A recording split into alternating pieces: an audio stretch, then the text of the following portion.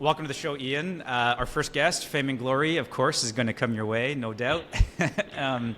Ian is a hell of a strategist, which is why I especially wanted to have Ian on the show today. He's a partner at a new firm that he just recently launched called Jefferson Hawthorne, and has 2 decades of experience helping global leaders solve complex problems with an expertise in boardroom politics, and a career that includes being CEO of Kingsdale Advisors and Chief of Staff Campaign Manager to high-profile political leaders. And he's also a kindred spirit, like me, loves to use technology to improve his trade craft. So I always love picking Ian's brain and hearing from him and what he's up to. And so he's also the perfect guest this week because as we talked about in the issue scan, a lot of news coming out of Meta. So Ian, welcome to the show. Thank you for having me, and thank you for letting me be the guinea pig for your first episode. We'll probably give you a certificate or something. Yeah. Put you on some sort of loyalty program. Or blue okay, let's get into it. Can you break this down for us? Why has corporate America gone cold on DEI? If anyone's not paying attention, it might seem like it's kind of happened overnight. I've got my own views on how this has been a bit of a slower burn, but break it down for us. Why has corporate America gone cold on DEI? Sure. So first of all, let me say 2 things. Number one, I'm aware of the optics of having 3 white guys on here talking about DEI, so I understand how that might be perceived. The second thing is, when I'm dealing with clients and I'm working on these issues, it's not my role to advocate for one sort of policy or another. What I see my role is to help boards think through these issues and help them come to the right decision from a more strategic mindset. So in terms of how did this all come about and where does it come from, I think you have to look back to where it started. So I've been sitting in boardrooms for almost my entire career, and I've had the privilege of hearing lots and lots of conversations. And over that time period, I can tell you that 5-10 years ago, and when boards were putting forward their corporate strategies, DEI was not part of the conversation. Yet here we are today where virtually every single company has some sort of DEI policy or pronouncement that they've made.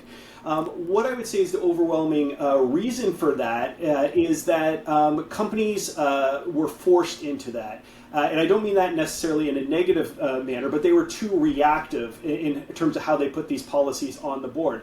A lot of them woke up and felt some sort of pressure coming from their stakeholder groups and had to make a decision about how do they handle those issues. The climate was such at the time that most companies decided that they were going to over-index on putting these policies in to avoid having any sort of controversy around those. So there you have, 3-4 years ago, these policies got put in place. But what was absent from that was a lot of the strategic thinking around these issues. How are they actually going to be implemented? What is this going to mean in practice? For shareholders and for those who are really focused on the financial performance of the company, what does this really do to drive ROI? Not to mention what is the financial cost associated with these.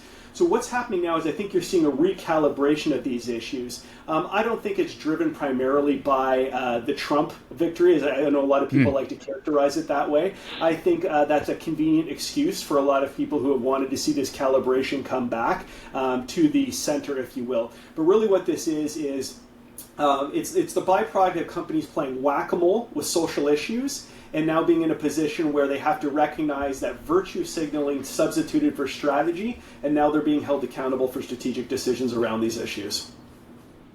Oh, that's interesting, the piece on Trump thing, because I've obviously come across a lot of that in the reporting, and I myself have been wondering whether that's just very coincidental or convenient timing, or whether there's just this broader shift by corporate America to just want to at least present themselves in a bit more of a favorable light with the incoming president's perspective of the world. But you're saying you think no, it's just there's a broader trend occurring here that isn't necessarily baked in Donald Trump's view of the world. Well, I think you have to look at the issue of stakeholder capitalism. So there's been a growing trend over the last couple of years that has this idea that the board, a company, is no longer just responsible to its shareholders and its employees. It has a broader responsibility to society as a whole.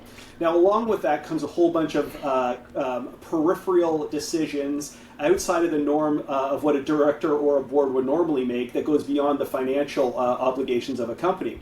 So what you've seen is a lot of directors now having to wade into social, political, and ideological issues that run the risk of taking them off course from the things things that they were initially expected to be focused on.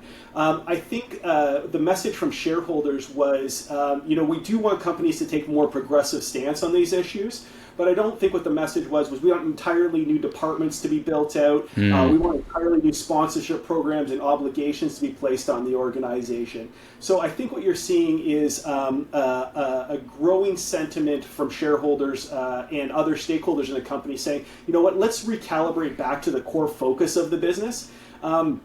I think you run a risk when these sorts of issues move from an ambition to an onerous obligation. And I think that's where some of the Democratic initiatives in the U.S. especially started to take this, was added regulation, new reporting regimes, all of these new structures that were put in place that a company had to adhere with. And that was certainly not what these companies were looking for when they advocated for these policies and brought them forward with very noble ends in mind. And I think this is just an example of companies, I would say the Democrats in the U.S., I think shifted to the left of the population. I think that's very clear in the electoral results. I think companies blindly followed suit, assuming that that was the safe choice. And as the election results have shown them, that wasn't the case. I do think, though, that election results tend to be the outcome of a social movement and an ideological movement, not the first step. How much of it, so just to jump in then, obviously you've said it's a shareholder reaction, but how much of that is driven also by a consumer reaction? Because I was thinking about, if you remember the Bud Light issue from a year or two ago, where Bud Light had sent beers to a trans activist, and that had produced this massive reaction from their consumer base. And is it who's driving whom? Is it simply shareholders looking at the dollar bottom line on it, or is it a reaction to that where consumers and customers are? Well, I think first thing I would say is those of us who are sitting in the economic hubs of our various countries that we operate in need to be careful to remember that we maybe don't represent the prevailing view of the broader populace in the countries that we live. I work with a number of companies who, well before Trump was even looking like he had a chance to win again, we're seeing a growing change in sentiment amongst their consumer populace around these issues. And there was a big bifurcation in terms of, I would say, the rural versus urban splits. Now, what's different, I think, than Canada than the U.S. is that in Canada, you haven't seen that reflected in buying decisions.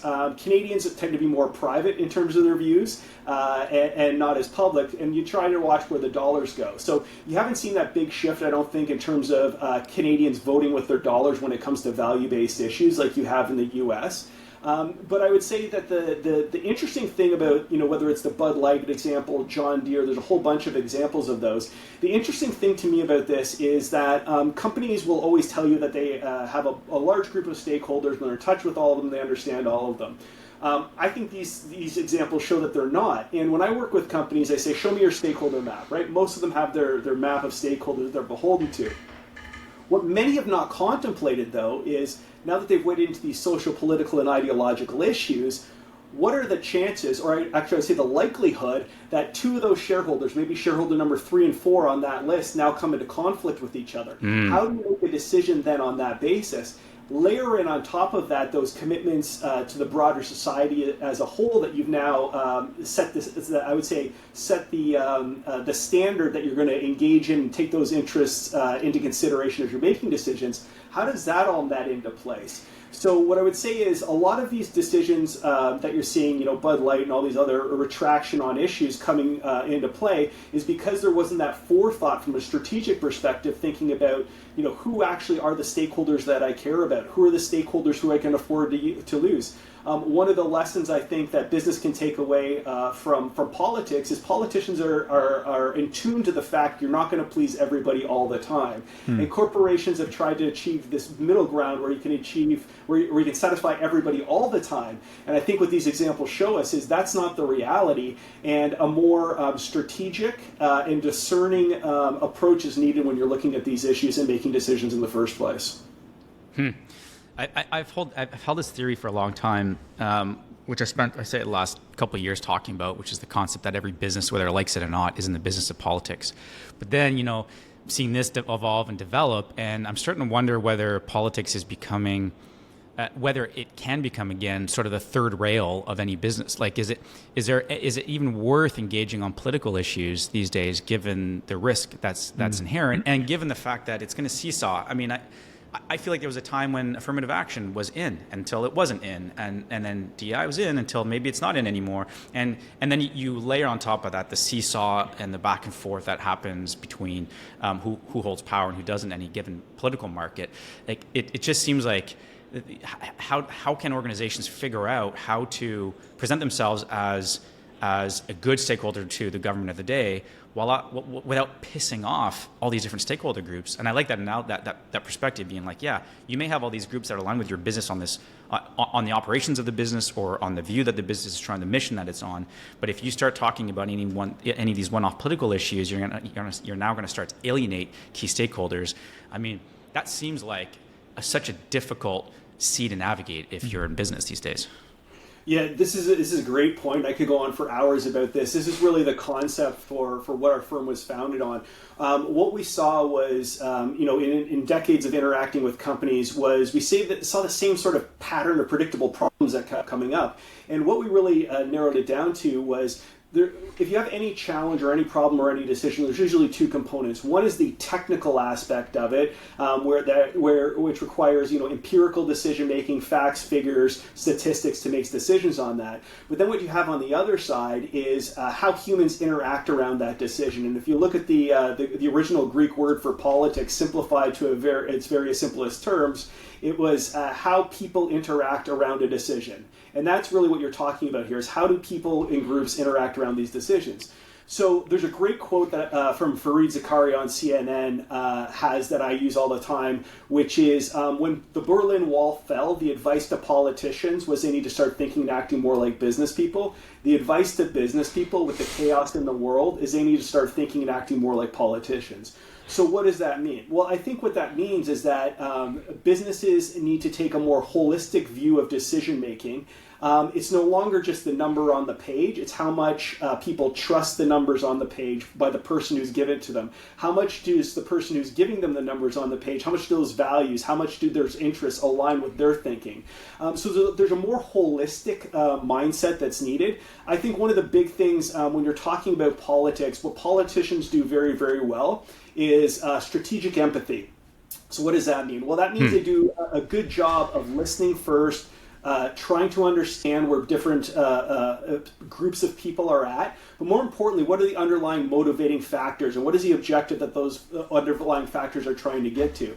And I think that's a skill that is going to serve business very, very well in the coming years, given the chaos, is doing a better job of empathizing, listening, understanding the stakeholder groups, and then trying to build a consensus. And I think that's really going to be one of the key drivers and competitive advantages of business in the coming years, is the ability to build consensus and build alliances to achieve their goals. Andrew, did you have strategic empathy when you held office? I believe so. Yes, I think so. No, it's a really good point, though, because I think that it's one of the things that used to frustrate me when I would meet, business leaders, and actually not just business leaders, but people involved in decision making at all sorts of levels, whether it was civil servants, public bodies, is they simply didn't understand where the public were on an issue all too often. I mean, in the UK context, a particular one was, Brexit, right, where you had a whole set of people, business leaders, all the way down into public service, civil service, who could not understand how people could make the decision that they'd made, or could even hold the view that they held. And you see this on a whole range of social issues. Now, I think, if we go back to the 80s, I think you remember when there was the whole hole in the ozone, and we kind of seem to have an agreement around the fact that that was a thing and that it was a bad thing, and we all accepted that there needed to be changes to how we manage the environment to address that. And that didn't matter whether you were on the left or the right. The problem now is we don't actually agree on the basics, right? We don't, on so many of these issues, people simply don't agree whether a particular group should even exist in the first place, should be given additional. What we agree on seems so much further away, and I think the advantage politicians have is perhaps that we speak to more people with more diverse views more often. It used to frustrate me when people would say, the problem with politicians is they don't understand the public, or I used to think, nobody speaks to more people than politicians, right? And so you do have that strategic empathy, that broader base perhaps. But it's just, I don't know how a business navigates where we're at the point where people simply don't agree on the facts, though. That's where it becomes much more difficult. So my observation on this is it's one thing to read the newspaper and read the outcome of where views are taking you, right? It's another thing to understand what are the underlying motivating factors that are driving that. So one of the things that I do when I work with companies is, yes, this is the thing that you're reading in the paper, or yes, the politician is saying this, but what is actually underlying that? What is the thing that's driving that? And what you need to take into consideration is what are the values at a grassroots level that is pushing this stuff forward? Where is that politician or even business leader, where are they deriving their sources of power from? And what I mean by that is, when I talk to CEOs, one of the questions I work with them on is, what are you able to do that somebody else with the same title would not be able to do? And that delta is really the ability to create, amass, and exercise power. What is it all rooted in? It's all rooted in understanding the value drivers, the motivations at a very base level. Once you sort of decode that and what's motivating things, it makes those surface policy issues or day-to-day issues a lot easier. Much easier. And in many ways, it gives you a guiding north for a lot of your decision making. Yeah, it's bang on. It's something I've been certainly talking to a lot of my clients about, which is you have to understand the values that are driving public opinion. You have to understand the values that drive the choices people make around not only the political choices, but around the consumption choices that they make. And I think that's just... But you've also then got to accept that people can hold those views and have those values, right? And part of the frustration I think a lot of people have felt in the last few years is the people who are making these decisions don't believe that the people lower down the food chain, as it were, should hold these positions in the first place, right? So you have to, in establishing that, actually value and respect the fact that people have these values, right? Whether you agree with them or not. Whereas it seems to have been in the last decade, it's very much been quite preachy from the top down. So it's like, well, these people, whether there are consumers, whether there are voters, whatever, shouldn't hold these views in the first place, and therefore, we're not going to respect the positions that they have. That's a good point in terms of how do you evaluate views. One of the things that I talk to my clients about quite a bit is we expect boards of directors to be, as fiduciaries, to be financially literate. Now that they've started to enter this area of stakeholder capitalism, where they're wading into all these ideological, social, and political issues, we haven't expected the same form of literacy. So what happens in that? Well, in the absence of a framework to make some of those more amorphous issues tangible, and you have a framework to make decisions on those, what happens is you default to personal values, personal biases, which then leads to what Andrew says, which is you may completely just dismiss a view that's contrary to yours without actually having an evaluation framework within the context of the corporate entity, not within your own personal framework. And that's a very different thing. And part of what my company was founded on was we want to take on problems for which there's no playbook. Well, we're entering a period here where companies are now in a whole area where there's no playbook. I would say if you look at what happened for the companies who decided to tweet on October 7th, they followed the same sort of framework and pattern that they had followed on every other social issue or political issue. But the thing they miscalculated here didn't occur to them was, well, wait a minute. We're going to have two very diverse groups of stakeholders within our population, within our customer base, within our employee base, who may now come into conflict with each other based on what we say. And I think that was an eye-opening experience for boards, that a more sophisticated lens for evaluation is required, and just a more panoramic view of these issues. Nice. Well, to close us out, Ian, do you see this as a purely American trend, or do you think this is something that everyone's going to be concerned about around the world? Well, I think the experience of the American as a society, as a country, is very, very different than the rest of the world. Not only in terms of their legacy with racism and everything that's brought with it, but also their structure of government and how polarized they are.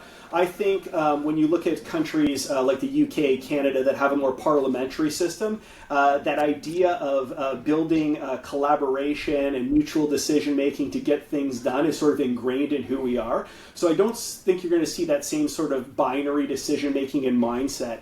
I think what you will see, though, is a recalibration where stakeholders start asking questions and say, hey, wait a minute, you went off in this area here and started focusing on all of these social, ideological, political issues. What's the strategy with that? What's the ROI? One of the things I work on with companies as we're going through this, and not a lot think to ask, is, well, let's see what the quantified numbers are in terms of the sponsorship dollars you're spending around all of these issues. Because normally what happens is they've started writing checks to avoid being canceled. Well, that all adds up pretty quickly, and you can't take those sponsorship dollars away. You have lots of shareholders who are asking questions about executive compensation. I think it's just a matter of time until they start asking those questions about where those sponsorship dollars are going.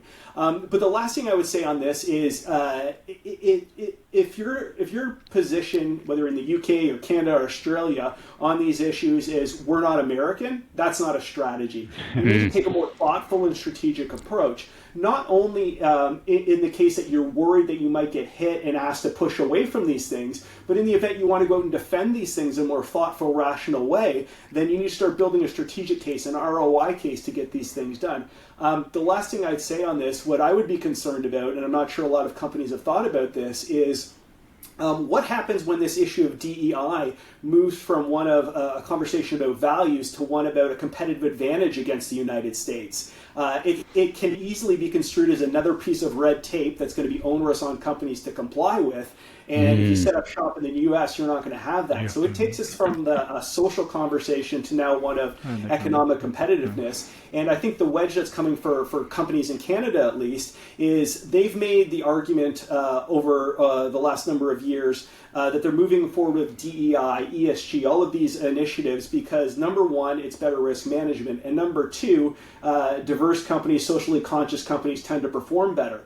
Well, if you're now going to calibrate away from any of those issues, inherently you're saying as a company, we're prepared to take on more risk and we're prepared to operate suboptimally. And that's a tough question to respond to when you get asked it. Interesting. Nice. Well, look, I appreciate, I've learned so much from this chat, Ian. Deeply appreciative of your time and you coming on the show today. Thanks for having me, guys.